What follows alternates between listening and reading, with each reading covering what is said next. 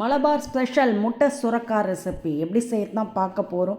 ரொம்ப ஈஸியாக செஞ்சிடலாங்க. அதுக்கு ஒரு கப் அளவுக்கு பச்சரிசி ஒரு அரை மணி நேரம் ஊற வச்சு எடுத்து வச்சுருக்கேன். நல்லா ஊறின பிறகு அரிசியை வடிகட்டி மிக்சர் ஜாரில் சேர்த்துக்கங்க. சேர்த்துட்டு இதோட 2 முட்டை உடச்சி ஊற்றிக்கங்க. அரை கப் அளவுக்கு மதிய வடித்த சாதம், அரை டீஸ்பூன் உப்பு, கூடவே தேவையான அளவு தண்ணீர் சேர்த்து நல்லா மைய அரைச்சி எடுத்துகிட்டு வந்துடுங்க. அரைச்சி எடுத்துகிட்டு வந்த மிக்சிங்கை ஒரு பவுலில் மாற்றிட்டு இது கூட 2 பச்சை மிளகா பொடிசாக கட் பண்ணி சேர்த்துக்கங்க.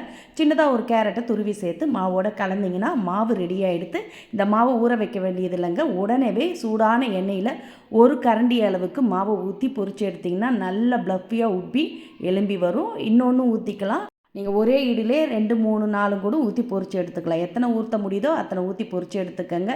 நல்லா 2 சைடும் செவந்து பொன்னிறமானது எடுத்திங்கன்னா நல்லா மொறுன்னு கிறிஸ்பியான பஞ்சு மாதிரி சாஃப்டான சூப்பரான ஸ்நாக்ஸ் ரெடி.